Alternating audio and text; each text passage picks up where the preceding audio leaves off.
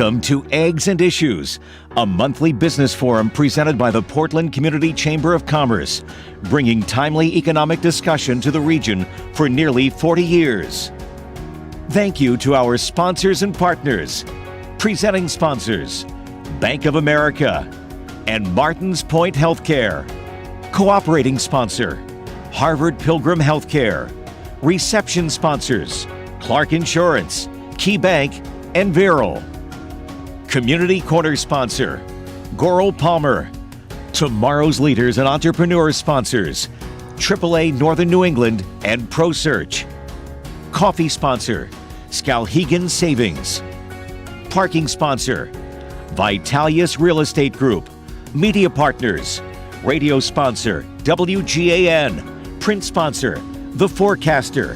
TV sponsor, WMTW Maine CW. Business news sponsor, Maine Biz, with production support provided by Headlight. And thank you to our special community partners, Anthem Blue Cross Blue Shield, MEMIC, Spectrum Healthcare Partners, Southern Maine Community College, and the University of Southern Maine. And now, please welcome Portland Community Chamber President, Britt Vitalius.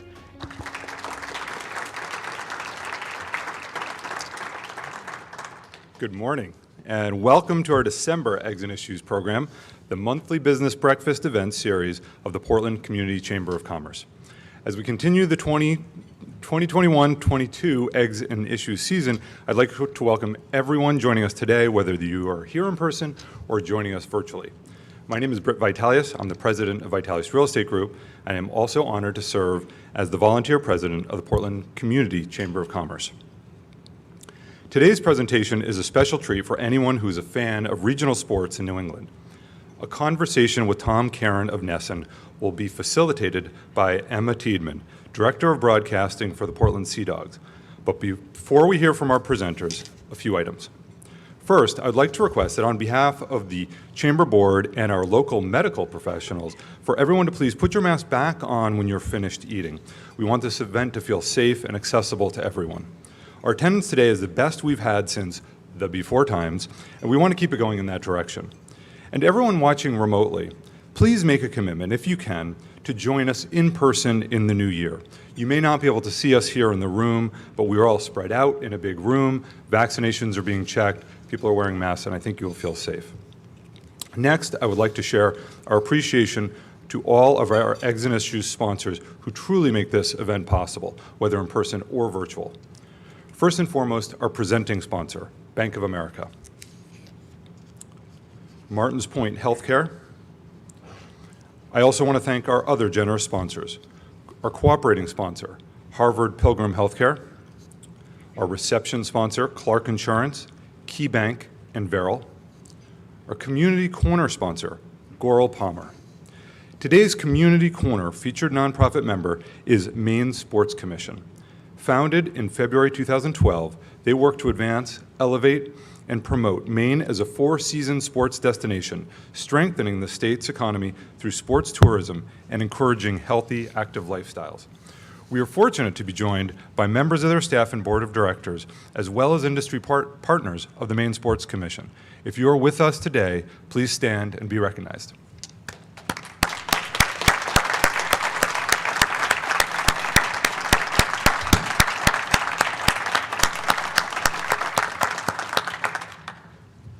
Their board of directors represents a wide array of tourism, recreation, and outdoor organizations.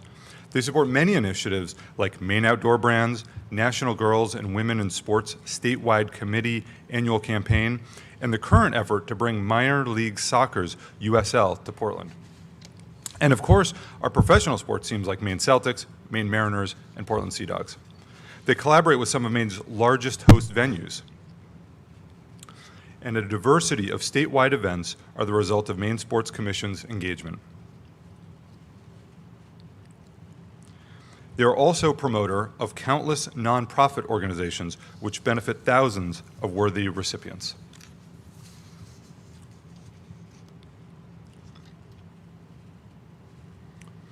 In appreciation of your organization, the Portland Community Chamber of Commerce will be making a $100 donation to your cause.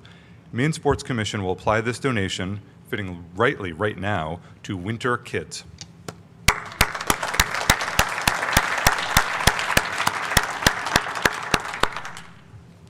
So our tomorrow's Leaders and Entrepreneur sponsors are AAA Northern New England and ProSearch. Through this program, the Chamber is able to invite students in the region, high school and college, to attend Eggs and Issues at no cost. With us today are students from USM and Southern Maine Community College. A few of these students might be joining us today virtually, but if you are here in person, please stand and be recognized. Some people.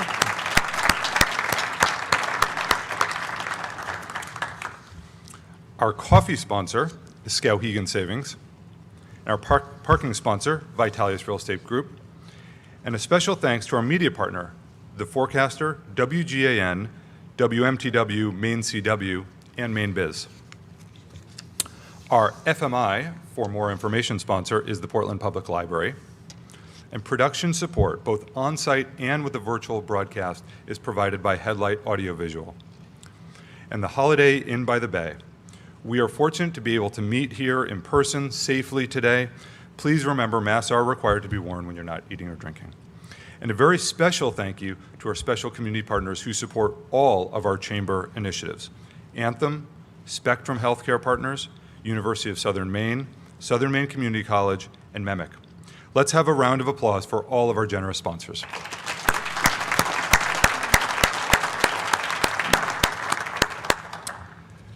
Next, I'd like to recognize any new members of the Chamber.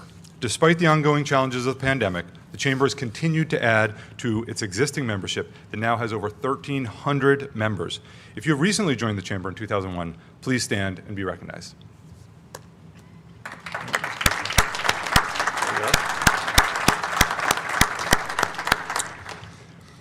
One last item for your attention. On your tables, you'll see literature about the upcoming Carnival. From February 17th through 26th, the second annual event will return to the Eastern Prom. For more information, check out www.carnivalmaine.com. That's carnivalme.com. I went on their website last night, and it really does look like it's going to be quite an event, and one that is also benefiting Winter Kids, so check it out. Now, on to our presentation. Like all Eggs and Issues programs, we will be recording today's event, so it'll be available on the Chamber's YouTube website. We're also streaming the program live for those joining remotely. For those here in person, there will be some time for question and answer at the second half of the presentation. If you have any additional questions following today's program, you're welcome to send them to the Chamber at chamber@portlandregion.com. So today, I'm incredibly excited, we as a Chamber are excited, to present a conversation with Tom Caron of NESN. As a broadcaster with deep New England roots, Tom Caron brings a unique perspective along with over 30 years of broadcasting experience. For over 18 years as the host and anchor of the Boston Red Sox pre- and post-game shows, he has been part of 4 World Cup championship series. Tom and Emma will discuss the significance of professional sports in New England as well as right here in Maine. And we're also fortunate to have with us today Emma Tiedemann, Director of Broadcasting and the on-air voice of the Portland Sea Dogs. Emma is the 5th lead broadcaster in Sea Dogs history and one of only 4 female Major League broadcasters in America right now. Yeah.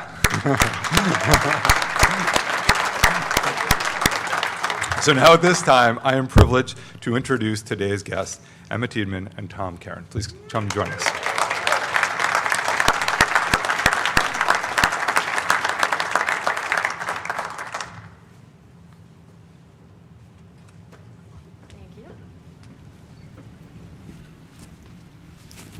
Hi, Emma. By the way, really like the fact that half the crowd is virtual, so if nobody laughs at one of my jokes, I can assume everyone at home is dying. Exactly. I won't pause for any laughter then. Yeah, thank you. Just keep Appreciate rolling. that. Well, you can obviously tell your story a lot better than I can. Obviously, you grew up in Lewiston, now with NESN. Tell us a little bit about your journey so far.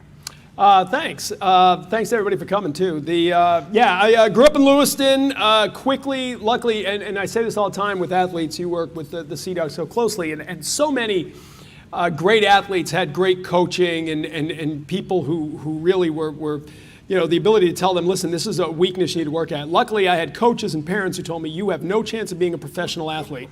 And so if you want to make any kind of career in sports, you got to talk about them. And so that, but since I was in high school, you and I were talking before, it gets in your blood, right? This is what you do. And I want to be either a writer or a sportscaster covering sports. Started on the journalism side, majored at St. Michael's up in Vermont, and then worked at a couple of small stations, Plattsburgh, New York, White River Junction, Vermont, and then came back to Channel 13, which was great. And I sort of figured that's where I would end up for the rest of my life, right? That was my hometown station. I grew up watching Frank Fixeris, and got to work alongside one of the legends in broadcasting. And then Godfrey Wood, who's here tonight. Godfrey, where are you? There's Godfrey.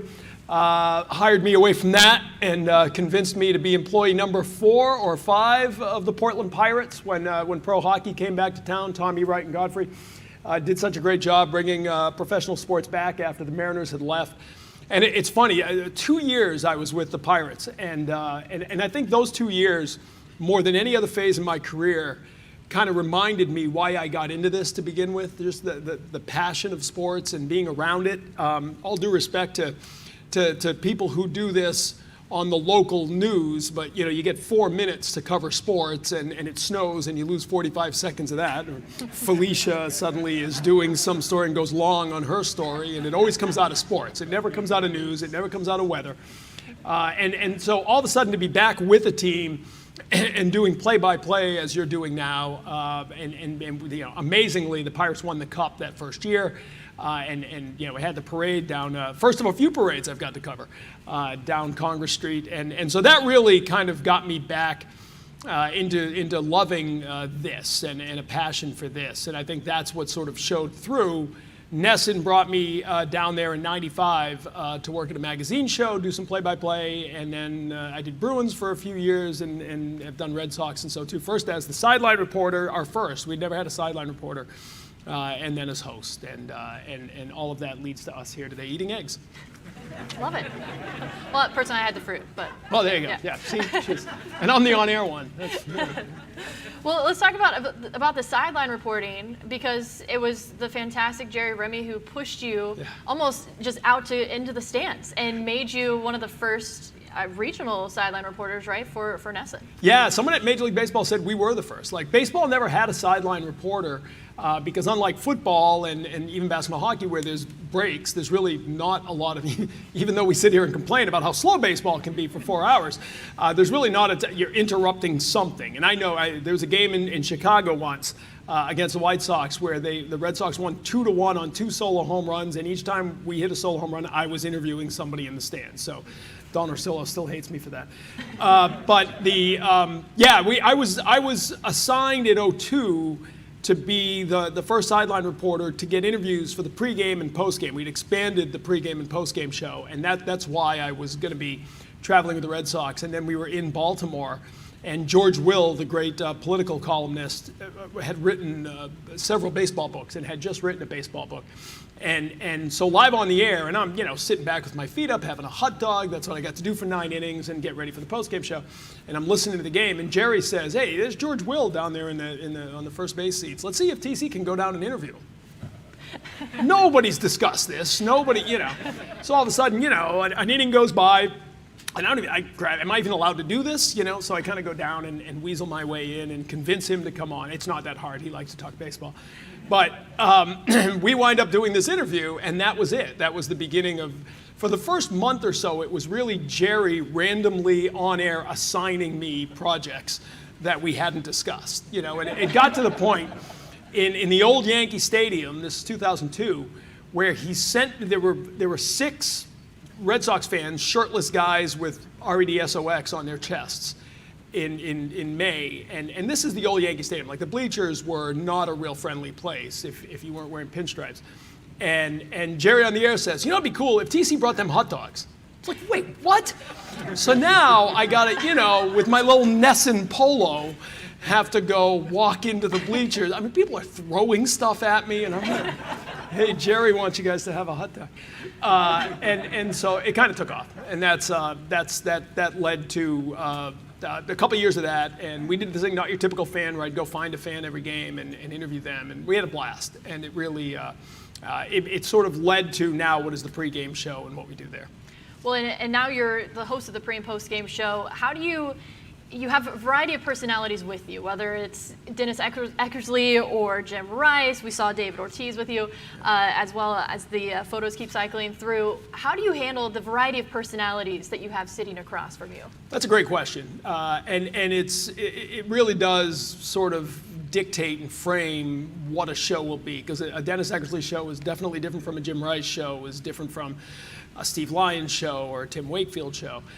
One thing I think you learn, and you probably have to figure this out, it took me a while, is pitchers and hitters, they're watching an entirely different game. Like it's not even remotely the same game. So for example, Dennis Eckersley, who's, as you all know, has his own lexicon, his own language of baseball. He is credited as creating the term walk-off. He meant it as he's walking off the mound pissed that he just lost the game. Like, to him, a walk-off is the worst thing that could happen. I just gave up the home run. And now he's like, now I got to celebrate a walk-off home run. That's not what I meant. Because he is totally seeing the game from a pitcher's perspective. And once you figure that out, you really then can tailor the show and sort of get the guys to bring out their best by, I don't ask Jim Rice what the pitcher was thinking about throwing. I asked Jim Rice what the hitter was looking for. And that seems simple, but it's really important. And then you play to their personalities. And we try to have fun. We do a lot of this.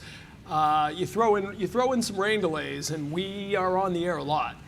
So luckily, most of the guys have really good personalities. They're really funny. I know what buttons to push, when to push them. And so we try to have a good time. And what has been the evolution of NESN since you started? Because, not only from the perspective of the audience watching, technology's gotten better, the scorebook has maybe changed a couple of times, but what has it been maybe behind the scenes of the technology and the new studio that I heard is being built near Fenway?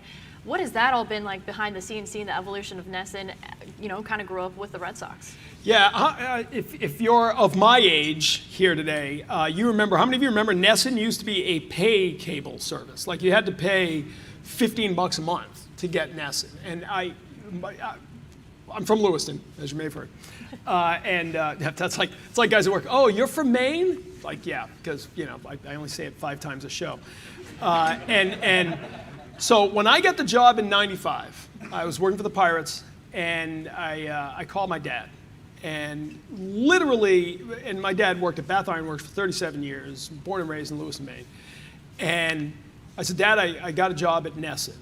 And the first thing he said, that's like $15 a month. Maybe I can get you a deal. We'll see.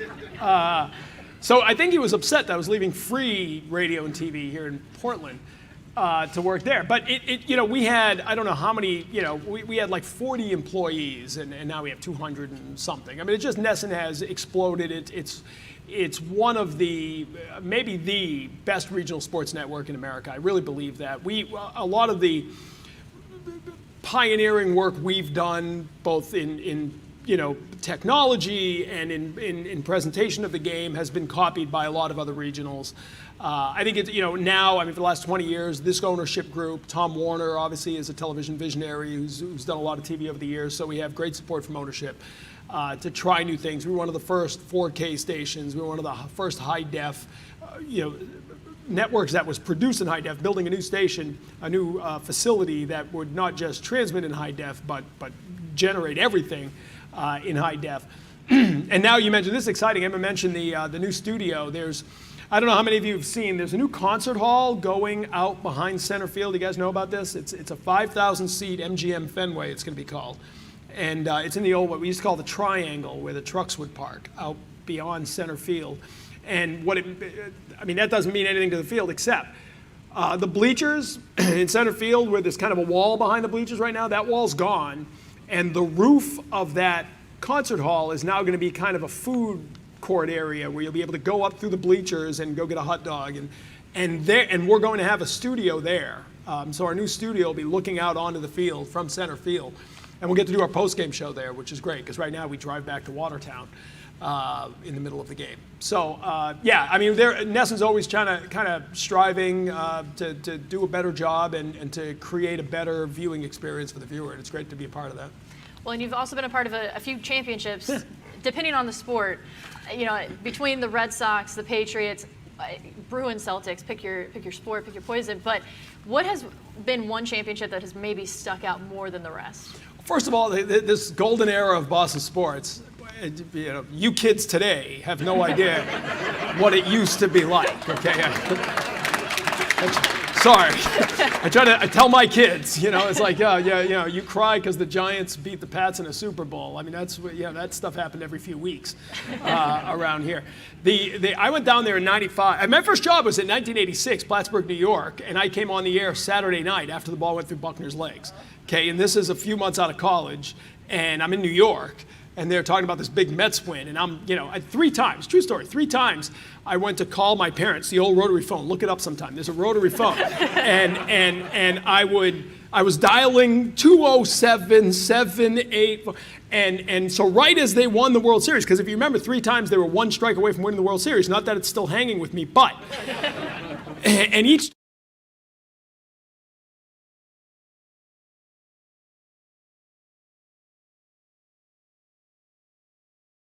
Out on the air. And so that became sort of, well, when they win the World Series, I'll call you.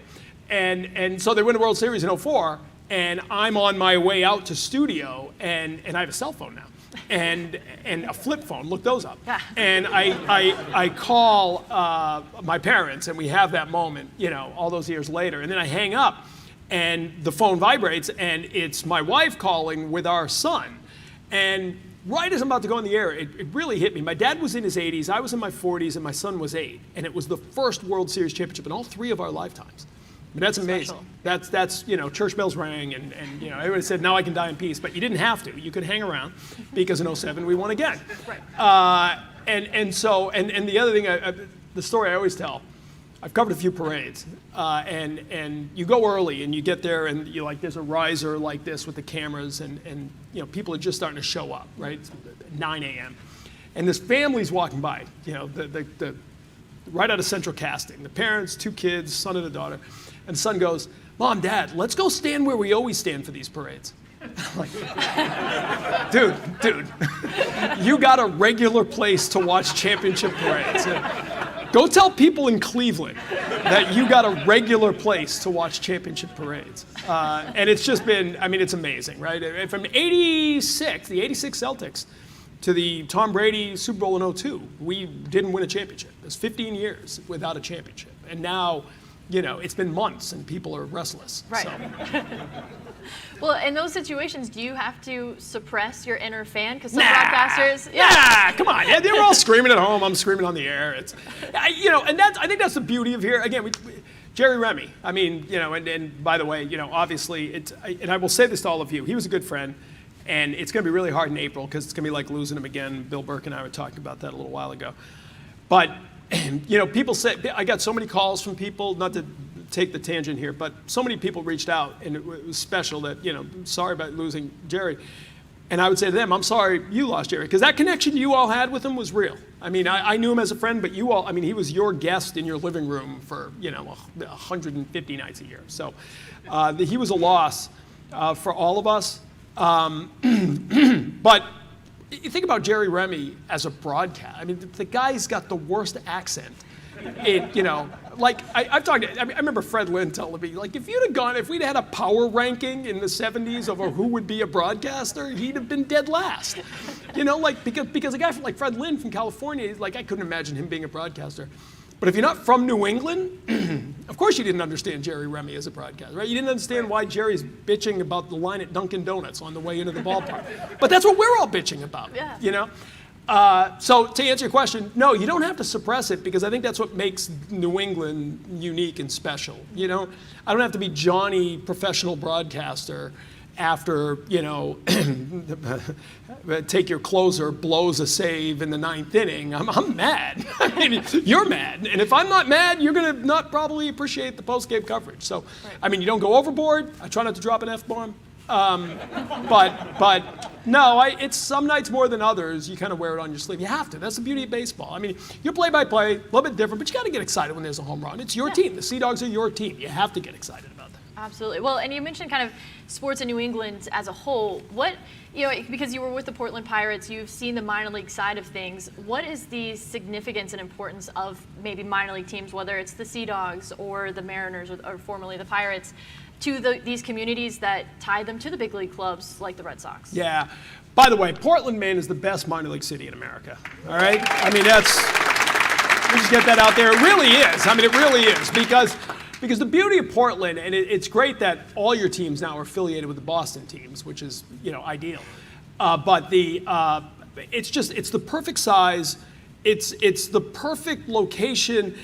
And I believe this. Growing up in Lewiston, Maine, okay, my dad didn't have a ton of money. Our family didn't have a ton of money. So we didn't drive down to Fenway Park. We didn't drive to Foxborough. Yeah, I get maybe once a year I'd get on like a Parks and Rec bus, or BIW would have a bus, and my dad would take me to a game. Mm-hmm. And you'd walk into Fenway Park, and, oh my God, I've been watching this on TV, and look at it. And there aren't many, we were talking about Chicago. And Chicago's a little bit similar in the hell they've been through as a baseball town, but similar in the range, right? St. Louis is like that. There's a huge range. You go, other states are following the Cardinals. 6 states are following, 5.5. Who cares about the other half of Connecticut? But they're following the Red Sox or Patriots or Celtics or Bruins. And 04 meant as much to anybody in Portland or Lewiston or Bangor or Burlington, Vermont or Concord, New Hampshire as it did to someone inside of 128. And I think we forget that in Boston. Sometimes we get sort of, because to a kid in Boston, you drive in and you go see a game, it's no big deal. But to a kid from Bangor, you might come once every couple of years. And so when the Mariners first came, and then the Pirates, and then the other Mariners, and the Sea Dogs came right after the Pirates, and the Red Claws and Celtics, as they are now, came in, and USL, it was great to hear that mentioned. I love the fact that, I would love to see it, this is just me, but if they were over at Fitzpatrick, you'd have that whole little sort of, pro sports village all right there, right? How cool would that be? And so if you have that pro franchise if you're a baseball fan or a hockey or Celtics fan, you can touch it here. You can come see the game at Hadlock, which is such a great place to see a game. Although last time I was there, my mother-in-law got hit by a foul ball, but that's all right. It was really, there's me and her husband and my 2 kids, and we all just watch it land on her shoulder. Probably somebody could have reached out, but she doesn't bring that up every year. But the ability to see it and touch it and watch these young guys play, watch Bobby Dahlbeck here and then watch him there. There aren't many places like that. There aren't many regions like that where the major league team down the road means as much as your local team, but the local team is connected. So I really do believe that Portland, it's the perfect place to invest in these teams and these players and watch them on the road down to Boston. Absolutely. Well, let's now shift to more Red Sox. I'm taking up all your time because you thought I was going to talk for like 90 seconds on each of these No, it's questions. all good. Eventually we'll get flagged or whatever. Okay, we'll good. just talk the whole All right. morning. There's plenty of X. So the 2021 season with the Red Sox, a lot of teams were saying this was the most surprising team of the year. And we had postseason baseball at Fenway again. Did you see that from your perspective? Were you surprised, or did you expect the whole time? Are you kidding me? When Giancarlo Stanton's pretty much had batting practice for a weekend here in late September. That's actually, by the way, if you're ever going to be a Red Sox broadcaster getting inducted into the Maine Sports Hall of Fame, do it the weekend that the Yankees are sweeping the Red Sox and you don't have to be in Boston. So I'd like to thank BC and everybody involved in getting me out of Fenway for the weekend. And then they went down, was it Baltimore before Washington, and they lost 2 out of 3 that last week? No, I'm making vacation plans. I'm going to go, we'll go watch my son in college play soccer. And then all of a sudden, and this is, by the way, why Alex Cora is the perfect guy for this team and the best manager in Major League Baseball. And he wasn't even a finalist for the AL Manager of the Year award. It's a joke. But he completely changes the way his pitching staff functions, what they're asked to do in the postseason, right? He did it in 2018, do a World Series championship by getting starters to throw out of the bullpen on their day off and do all that. But nobody saw it coming this year. And to begin it all with the Yankees and to eliminate the Yankees, I said before that game, if you beat the Yankees tonight and eliminate it doesn't matter what else you do. It's been a successful season. And then, but Bucky Dent was in the ballpark, and he got to watch the Yankees get eliminated. I mean, how great is that? And he was just hanging there. We talked to him before the game. I was like, this is not cool that you're here. But yeah, little teenage Tommy Caron was not happy to see Bucky Dent at Fenway. Yeah, it was, and by the way, that crowd, anybody go to that game? Anybody get down to the Red Sox-Yankee game that night? It was electric. It was younger, it was louder. There were a lot of Yankee fans, right? Because they were there to try to watch the Yankees win. Curt Schilling, who said a lot of things over the course of his career, had a great line once. I think it was when he was with Arizona. He said, "There is nothing on earth like the feeling of getting 50,000 New Yorkers to shut up." And there weren't 50,000 there, but there were 10,000, and they were pretty quiet leaving the ballpark. And so it was amazing. And you know what was great, Emma, is that night, Sam Kennedy, the president of the Red Sox, told me after, he goes, it hasn't been that loud since 2004. And I said, no, it was louder that night, because in 2004, we were still sitting there waiting to see what would go wrong. We were still... The energy was nervous energy. And now, I mean, again, you kids have grown up in this world where we win, and we're not used to that, the old people like me. But it's a different energy now. Like, you're waiting for them to win. And it was never like that. So I think, no, nobody saw it coming. And then to beat the Rays, who had 100 wins, and then to lose to the Astros. When in the 9th inning of Game 3, Nate Eovaldi threw a strike. Strike 3 would have ended the inning, would have stayed tied. They called it a ball, which is why we need robot umps tomorrow.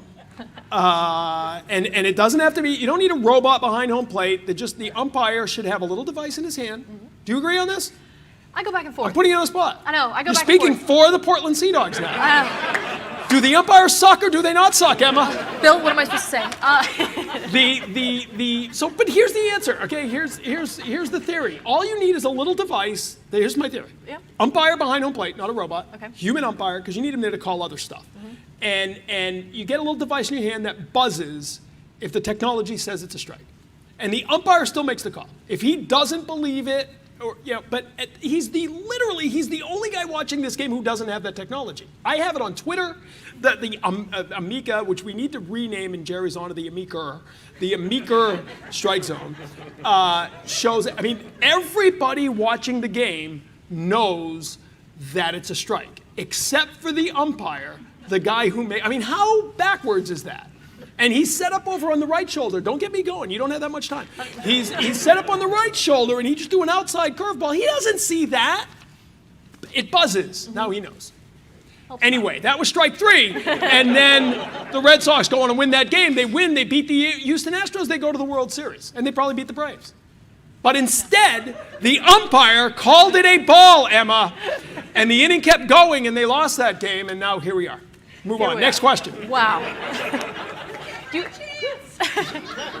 you have any other changes you'd like to see to the game of baseball, or is that your biggest one? 6 innings so I could get home at a reasonable hour. No, yeah, you and I were talking before. It's a great game. Theo Epstein, right, who we were talking about, who won a World Series here, a couple, and won a World Series with the Cubs. He's going to be a Hall of Famer as a GM. He's now working with the commissioner to experiment rule changes. You guys get some in the minor leagues, right? I love that they're looking at some of that. I think some of the things they've put in are good. But I don't know. It's still a great game. You love the game.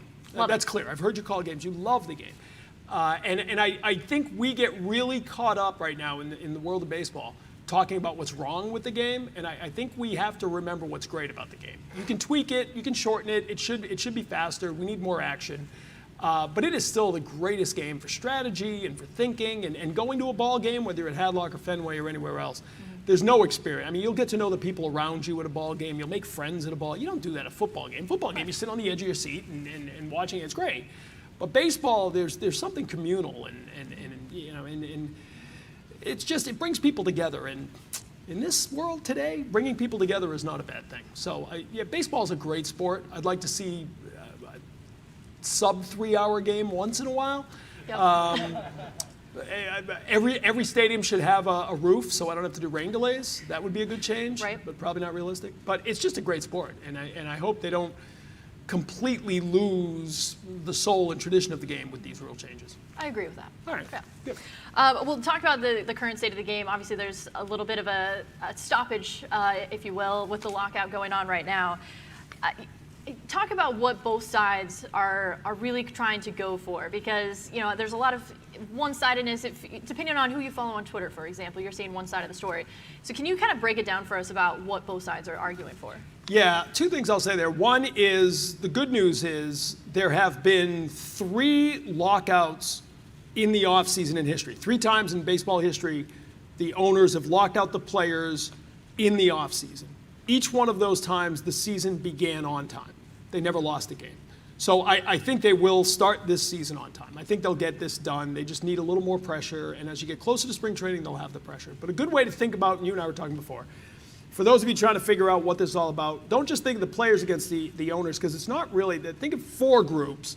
There's big market clubs, small market clubs, big money players, small money players. And the small money players are the majority, right? The biggest percentage of players, 38% or something. If you break it down, under $1 million, 1 to 5 million, 5+. The biggest majority of that group is under $1 million. So if you raise the minimum wage, it's hard to call $675,000 minimum wage, but here we are.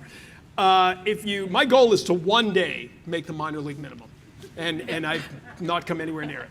And so those players are not necessarily asking for the same thing as Max Scherzer, who just signed for $43 million a year.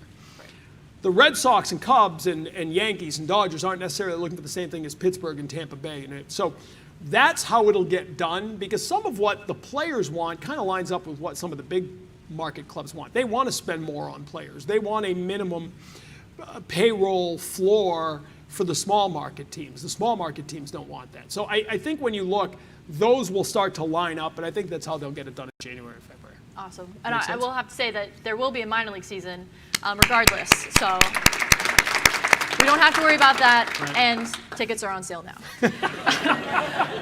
So I think with that, should we open it up to questions Sure. from the audience? I'll kick it off. I think there are a couple of microphones among the lights that I only see. I don't see really people. But there is one question and one story that I think from the Sea Dogs perspective, you have a special relationship with Hadlock Field yes. and front office staff at the Sea Dogs. Yes, I used to live right up the hill from Hadlock Field when I was here in Portland. And when they were Hadlock Field, as if you've been here over a while, you might remember it was. Have you ever seen old pictures of Hadlock before it became this? Yes, it was like during aluminum black and bleachers, white, yeah. black and white, etched in the side of a cave. It was aluminum bleachers. It was a very good high school field. USM would play there once in a while. And so the franchise was coming and the construction was going on. And again, I lived right up the hill. I parked on the street. When we had a snow ban, Hadlock Field was the parking for our neighborhood. So I would go down and park it in the parking lot at Hadlock. And so we had a storm one day, and I go down the next day to get my car out of the snow, and I can't. I'm doing the rocking of the car because I'm not going to get out and shovel. We don't do that. We're Mainers. You just keep going forward, reverse, till you finally get it out of the snowbank. And all of a sudden, I kind of lurch out of it, and I look up, and Charlie Eschbach, the president of the Sea Dogs, had come out of the modular home that they were working out of and pushed my car out of the snowbank. And I said, you know what? If the president of the Sea Dogs is helping people get out of snowbanks, this team is going to do okay. There's going to be good community service, good community relations with the Sea Dogs. And so it's been that way. They've been pushing people out of snowbanks ever since. Every winter. Yeah, it's a free service. Emma you don't will advertise. be, just call her. She'll give you a number on the way out. Exactly. First nor'easter. I'm your girl. All right. Do we have any questions for the audience so far? Let's see. I think we see one person. There you go. Hi, Jeff Dupuis, First Light Fiber. Tom, I've seen you a lot. What's been your most challenging interview through the years? The one that sticks up in your mind, the one you had the most difficulty with? Ooh, difficulty. That's a great question, Jeff. Thank you. I think. I mean, not including today. Makes sense. Just kidding. Yeah. Yes, the tough questions. Wow, that's a great question. The toughest interview I've ever had. You know what? And what comes to mind is interviewing Grady Little after Game 7 at Yankee Stadium in 2003. That was not easy. And we had an arrangement with Grady where I did a one-on-one with him. So, I mean, I was still the sideline reporter in 03 and you know, standing outside the Red Sox clubhouse in the old Yankee Stadium. But Aaron bleeping Boone hit the home run. Man, I've gone down some trauma here over the course of this hour. Buckner and Boone. And the Bucky Dent. This has been a blast. Thanks for having me. Safe space. Yeah. Safe space up here. All right. Yeah. So they literally opened the door to the clubhouse, right? You know, and I'm standing outside. The home run just happened, and like the champagne all comes out and goes down the hall. And you're like, oh. And that's where you talk about you have to put it aside.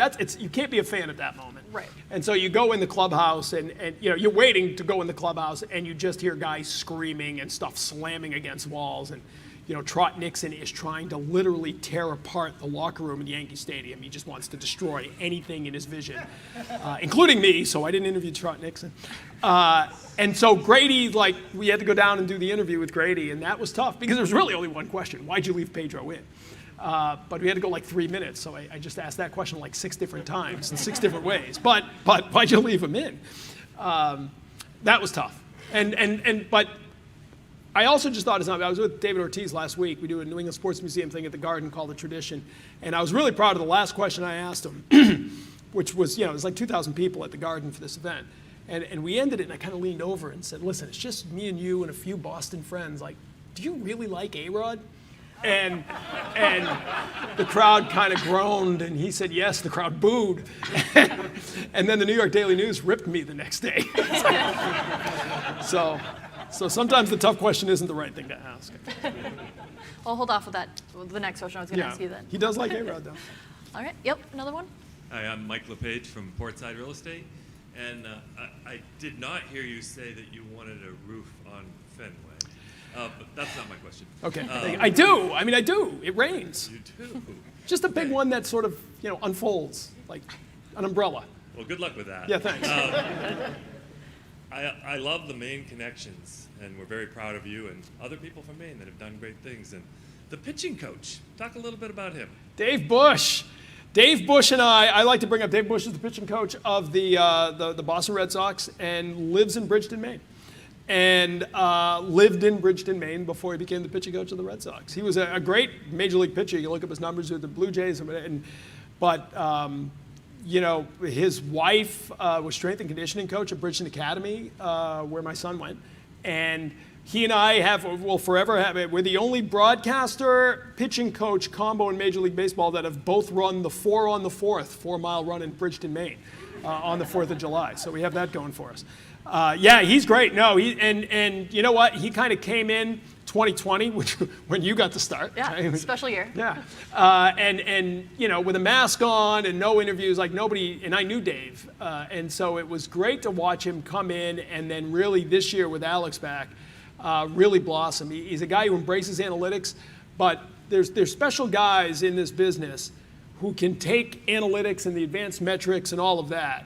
It's paralyzing, as you know. Right. I mean, you can get lost in the numbers, and it's even harder sometimes to get the athlete to buy into them. And what Dave does really well is synthesize all of that and present it to the pitcher in such a way that he's just basically saying, listen, here's how you can be better. And they buy into it. So love the guy. He's a special guy, and I'll probably see him at Beth's Cafe for lunch sometime in Bridgeton this winter. Very cool. All right. I think we have another one. How do you see? I just hope that someone's out there. Okay. Good morning. I'm Paula Mahoney from Words at Work. I was at Game 3 against the Astros with a view from behind home plate. That was painful. Thank you. It was a strike. It was, clearly. Strike 3. Except for the Astro fan who was leaning over me. He was sure that it... Anyways, Him and the ump. we digress. Yes. So you get to the postseason, and we're all revved up, you know, watching NESN and listening to our favorite broadcasters. And then you go into the postseason, and you have to listen to A-Rod I know. talk about the Red Sox. I know. How I know. is that happening still in this day and age? It's something to do with money, more or less, and really that's the only reason. Yeah, I've always said, I told Dave O'Brien, like, if we could create like an internet stream where they could still call the game and you could have your sort of alternate channel. The greatest thing is, so we're on what is now Jersey Street, right, over by Gate D. That's the stage where we do the pregame and postgame show. But then when we get to that point, they kick us off. Fox takes our spot. And now we're like in this parking lot across the street.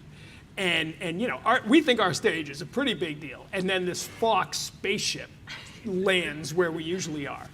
And it's the greatest thing because you have David Ortiz and A-Rod on their show while we're doing our show. And the game ends, or before the game, people come in, and there's thousands of people lined up on the street, kind of near us, but over near them. And I'm doing a show, you're Jim Rice, and we're doing the show, and all of a sudden you hear the crowd go nuts. It's because David Ortiz went over. And we keep talking, all of a sudden, everybody boos. You're like, oh, A-Rod went over. And the entire show was people screaming and then booing, and then screaming and then booing. And it was, so yeah, I don't know. Write your congressman. Tell him we need NESN. All right. Oh, we got one over here. Oh, the other mic. Yeah. Nice. Kirk Rauser from Knack Factory. I'm actually very interested in your thoughts on the USL of Portland. That's coming here, the soccer. The USL in Portland, yeah, huge soccer fan. We're a soccer family. I played in Lewiston, where by the way, if you're looking for a great book, One Goal is the book by Amy Bass. I don't know if anybody's ever read it. It's about the high school team in Lewiston and how Mike McGraw, who was my coach, 30 years later, managed to convince and coerce the Somali immigrant community to begin taking part in the structure of high school soccer, where they never did, and won the first ever state championship because we lost in the semifinals. Not that that's still with me. Man, it's cathartic. I like this. If I could come here once a week instead of therapy, it'd be great. We love soccer. My son plays in college, and so I heard about the USL potentially coming here. And again, I believe Portland is such a great sports town for those type of. It's not really a minor league team per se, because it wouldn't. I don't think it'd be affiliated with an MLS team. But I think soccer is so exciting, and the young demographic just gravitates toward it. And the idea of like a 5,000-6,000 seat soccer stadium, something like Fitzpatrick, but Right. I think would be great. And I would come here and watch soccer, and so it's cool. Now with Lewiston though, when you played, did you hold a record? Well, thanks for asking. I told you that was supposed to be at the beginning of Yeah, this. I'm sorry. Wrote you one question. No. I did. I actually I still hold a record in Lewiston High School for goalkeeping. Before you had to be 6'4" and 230 to be a goalkeeper. So we had a really good defense. I mean, we really did. We had really good players in front of me. So, but yes. All right, we got another one over here. I almost played. I was on the team at St. Michael's in Vermont for a year, and I almost played. So I don't know if that's a record. Yeah, a record if you It's a got true close story. to the field. Ready? It's a true story. Nobody wants to hear my soccer career, but this is a true story. We're playing the University of Vermont Division I. We're getting smoked. And I'm the third string goalie, and the first goalie's given up like 6 goals, and they put in the second goalie, and he gives up like 3 goals, and there's 10 minutes left. And our coach walks by me, you're me, and the coach walks by and goes, no. and that's a true story. And I talked to him later. And I think his point was like, I don't want to do this to you. I don't want you to get thrown into the wolves. Right. But as you're sitting there, it's like, no, things can't be that bad that I got to put this guy in. That's when I realized that soccer might be coming to an end for me. Good self-awareness. Thank you. All right. Tom, thanks. Great presentation. Justin Lamontagne from the Dunham Group. I was wondering, what's your take on sort of the evolution of cable TV into streaming? And, my experience, I had to quit YouTube TV to get NESN. I had to go to Fubo, and the hunt to find these channels now is a little different nowadays. Yeah, and I just saw, I got a thing on my screen the other night that ESPN may be getting bumped off YouTube TV as well, or at least they're getting close to that, which is pretty remarkable. It's a great question, and we're in such a weird transitional phase right now between, my son, who's 25, tweeted out recently, he's like, man, if there was only like one place where you could get all the streaming services on one, I was like, yeah, it's called cable. We had it for 40 years, and now we don't. And so you can stream the Bruins game on NESN.com tomorrow night, but you need to be a subscriber, and so everybody's got their own streaming service now, so you got to pay for all those. We have more streaming services at home. I mean, we're paying for everything. I mean, the British murder mystery thing my wife has. I didn't even that's know. worth it. Yeah, I guess. It'd be nice if she watched NESN once in a while. But so where it's going to go, I mean, I assume we'll eventually be to the point where, and this is me talking, where everything is either streamed or you'll have this sort of cable, like Roku is a little bit like cable now, right? Where you get all the services in one device. But I don't know. It's hard to imagine where it's going to go, and the whole idea that like right now the Manning cast thing on Monday Night Football is really cool, right? Where you can watch that sort of alternate thing, and I think that's where a lot of it will go. Where maybe cable will be the traditional broadcast, and some of the streaming options will be secondary broadcasts with other announcers or other looks, or you'll be able to pick. Eventually, you'll be able to kind of direct how you want to watch the game from what camera. The technology is just changing so fast. And the ability to put stuff up on the cloud and produce things in a different way. So it's kind of a long answer to I have no idea where it's all going. But we have way smarter people than me in charge of that, thank God. All right, I see anybody else? How are we on time? We're good? That's it? All right, so I'm gonna interview Emma. You didn't know this was coming the rest of the way. So what is your favorite part of living in Maine? The people. I mean, I say this to anybody, it's some of the nicest people I've ever met in my life. And I know that I came in the midst of a pandemic, but it was cool to really be able to ask anyone, whether it was my coworkers or just people on the street, where should I go grab dinner tonight?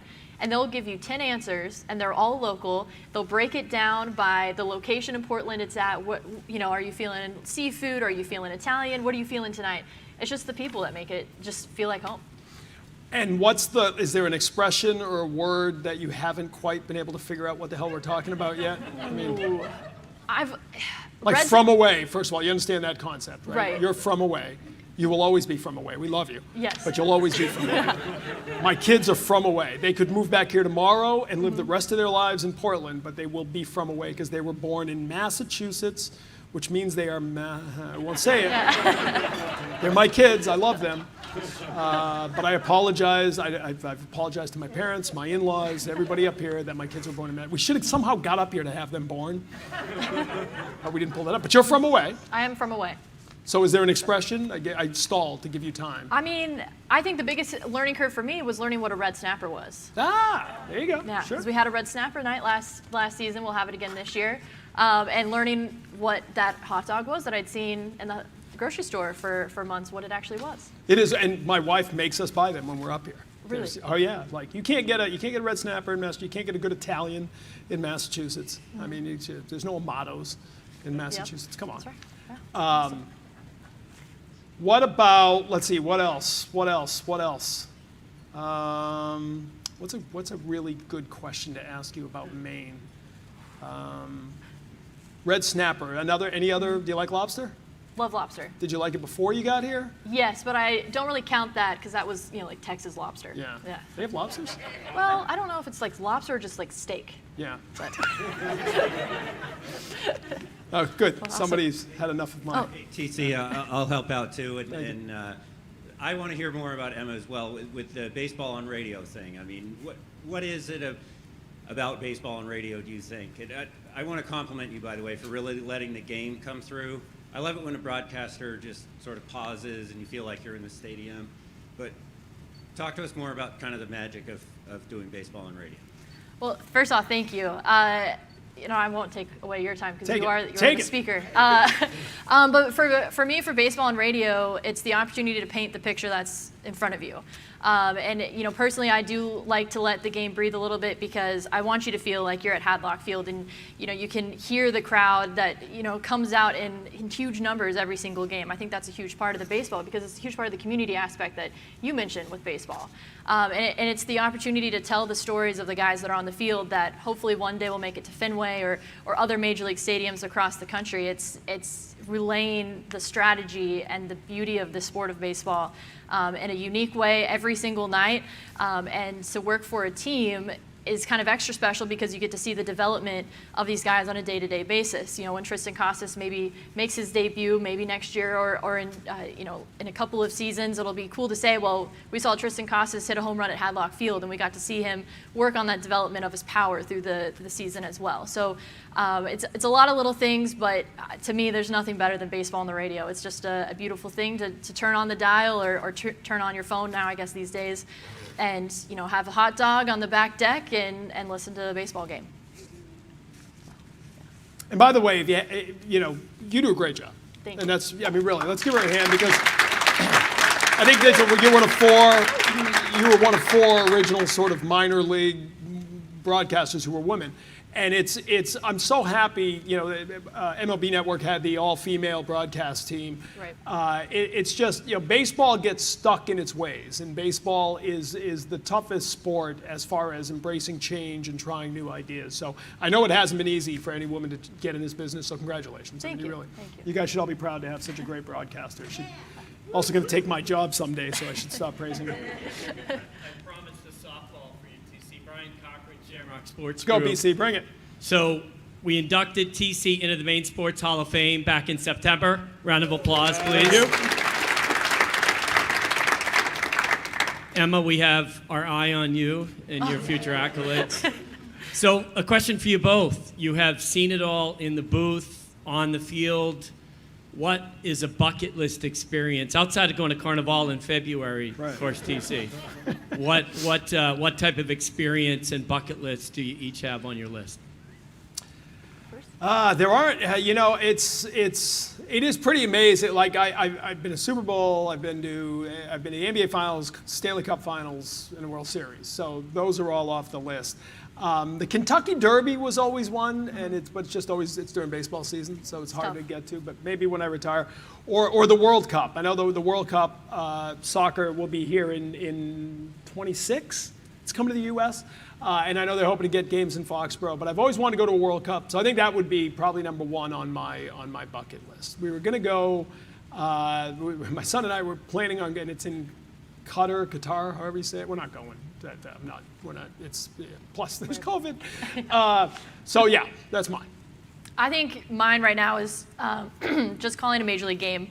I had the opportunity to be on the air with Joe Castiglione for an inning on WEI and looking over Fenway, and that was pretty surreal, and I still think about that moment and just go to sleep, so happy. So I think for me it's just calling a major league game eventually, and then I guess beyond that, World Series and postseason games, just to be a part of that action. So, yeah. All right, any last questions? We keep everyone. My other bucket list item is to call a game that lasts 2 hours. Is that fair? Yeah. What's the shortest game you ever called? Do you know? Ooh, we had a short one this year. I think it was under 2 hours. I think it was 157.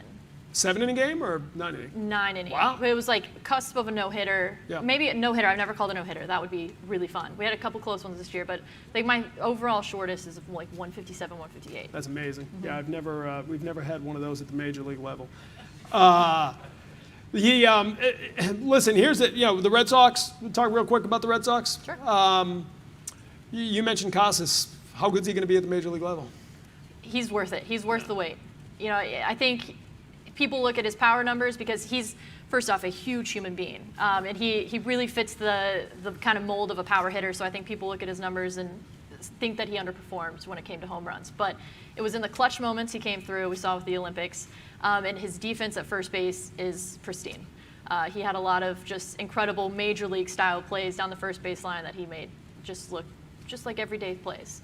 So I think he is going to be kind of the guy. I think so. Unlike Kyle Schwarber, who was actually a lot of fun. Schwarber was great. Did you all see that the playoff series with Houston when he overthrew the pitcher and then he came right back to him on the next play and he's giving it the whole Game 7 walk-off.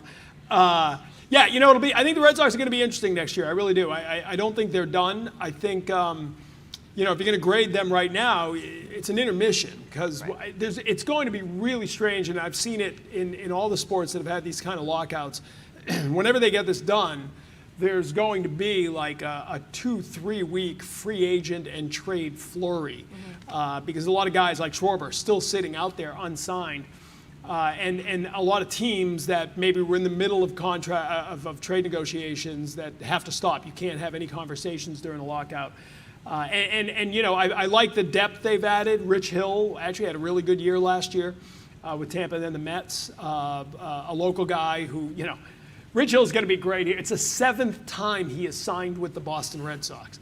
And he's from Milton, Mass. And his wife and he got kicked out of a Patriots game once for carrying oversized bags because they were buying too much souvenir. Like, he's one of us. And so I think he's going to have a great year, kind of finishing up his career in his 40s. Michael Wacha, we'll see what he can add, but I like them as depth. I think they're one more pitcher away. They need to replace Eduardo Rodriguez in the middle of that rotation, and I think they'll do that. I would guess through a trade would be my guess. Oakland and Cincinnati and Miami, all teams that are looking to get rid of some payroll, probably on the pitching side, so you could bundle up a couple of, The thing is they've added enough, Chaim Bloom has added enough minor league talent now that you can make a trade without wiping out the farm system. A year or two ago, that wasn't the case. You'd really be hurting the farm system if you make a trade. I think they need one more bat. I think getting Jackie Bradley Jr. back was actually a good move. They got a couple prospects in that deal as well, but their defense wasn't great last year. Now it gets better. I don't think he'll play every day. But he'll be a good part of that, and it allows you maybe Kike Hernandez play second base a little bit more when Jackie's in center field. So I wouldn't judge him on what they've done yet. I would judge him on this being part of the process, and I think Chaim Bloom showed us last year that his way works. I mean, it might not always be the most exciting names or the biggest signings, but he's got a way of putting together a team, and it's worked out pretty well so far. Do you think we're going to see more of Jarren Duran and more promotions in that regard, or do you think we're going to see bigger moves from free agency? I don't think you'll see a lot of big moves. Maybe one more. I think Schwarber could come back now that there's a little room in the outfield. And I'm not saying Duran per se. I'm not saying you trade Duran, but a guy like Duran, a guy like Dahlbeck, they could be the centerpiece in one of those deals to get a pitcher. Right. And you throw in a couple minor leaguers with one of those guys. Cassis, I think, is untouchable, or as close as it gets. And he's the future at first base, yes, which does make you wonder about Dahlbeck. With Devers at third, it becomes tough for Bobby. I really like Bobby Dahlbeck a lot, and I think he's a really smart kid and a smart hitter, and I think he's going to continue to improve. There were times last year you could see it coming together. When he shortens his swing, goes the opposite field, things start to work out for him. Sometimes it's just the wrong place because of your position. So we'll see. But yeah, I think now you're starting to see that pipeline. The players you've seen here at Hadlock over the last couple of years start to now move their way up. Dave Dombrowski did what he was supposed to do. He wiped out the farm system and he won a World Series. That's what he was asked to do. Then they want to rebuild the farm system. And so now, until this last year, the real strength of the Red Sox farm system has been low A to A, moving up to Double A. Now you're starting to see the talent at Double A and Triple A. You're talking about Jay Groom, guys like that now. You'll start to see them. Connor Seabold's going to be really fun when he gets a little more experience in the major league level. You got pitching now that's actually going to be able to help this team. So to answer your question, yeah, I think you'll see these guys now starting to get their chance. Do you think that, well, make sure that we don't, we're getting kicked off. Man, That's we've it. gone another hour. Really into it, yeah. This is why Eckersley hated walk-offs, because We should probably wind it up there. Thank you so much. This has been really incredible to Emma and Tom. I feel we didn't hit any issues. You had eggs, but what were the issues? I know. The strike three call. The robot ump. There you go. There's your issue. Take that away. Well, this was so much fun. This was so entertaining. I laughed a lot. This is such a great way for us to end the year. This is incredible. I can see you've got a lot of practice doing the rain delays, and you can just riff and entertain. And it's so fun and funny. So thank you both so much. This is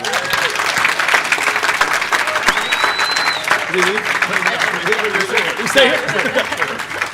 So, and thank you all for attending. It's been a great end of 2021. As we conclude today's program, you can view a complete list of the Chamber's upcoming events at the Chamber's website. We encourage you to subscribe to the Chamber's newsletter and be sure to follow the Chamber across all social media platforms. We look forward to seeing you on January 5th for our next Eggs and Issues event. We'll hear from a panel on strengthening the supply chain in 2021 that's sort of on everyone's mind. And until then, I just want to wish everyone a wonderful holiday season. Thank you for being here in person, virtually. I hope to see you all next year. Relax and enjoy it. Be with friends, be with family, be safe, and we'll see you in January. Thanks so much.